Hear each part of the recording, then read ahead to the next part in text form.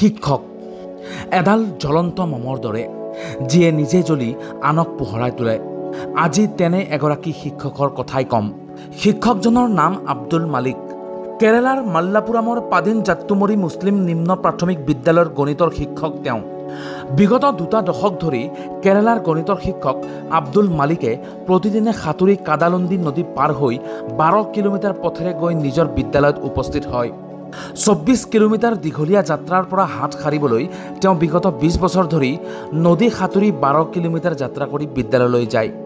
যিকোনো পৰিস্থিতিত স্কুলত উপস্থিত হোৱা শিক্ষকজনক সকলোৱে স্থানীয় নায়ক আৰু প্ৰেৰণাৰ উৎস হিচাপে গণ্য কৰে।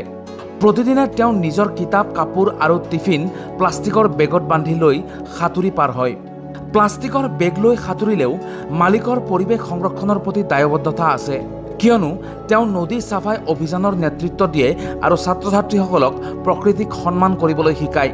সাঁতুৰি নদী পাৰ হোৱাৰ পিছত তেওঁৰ দীঘলীয়া যাত্ৰাপথৰ আধা অংশ কমি যায়। ৰাস্তাৰে স্কুল যাবলৈ হ'লে 3খন বাছ সলনি কৰিবলগীয়া হয় আৰু বহু সময় লাগে। প্ৰথমতে শিক্ষক মালিকে পথেৰেই যাত্ৰা কৰিছিল, কিন্তু সহকৰ্মীৰ পৰামৰ্শ মতেই তেওঁ নদীখন সাঁতুৰি স্কুল যাবলৈ আৰম্ভ কৰিলে। স্কুলখন তিনিওফালৰে পৰা পানীৰে আগুৰি আছে, গতিকে আন কোনো যাতায়াতৰ ওপৰত নিৰ্ভৰ নকৰি সাঁতুৰি স্কুল অহা যোৱা কৰে শিক্ষকজনে। শিক্ষক মালিকে টিফিন কাপোৰ কানি কিতাপবোৰ প্লাষ্টিকৰ বেগত ভৰাই লয় আৰু টিউব এটাত বান্ধি লয়। নদীটো পাৰ হৈ নতুন কাপোৰ পিন্ধি স্কুললৈ যায়। ছাত্ৰ ছাত্ৰীসকলে তেওঁক টিউব মাষ্টৰ বুলিও জানে। 1994 চনৰ পৰা প্ৰায় 30 মিনিট সময় তেওঁ দৈনিক সাঁতুৰি স্কুলত উপস্থিত হয়।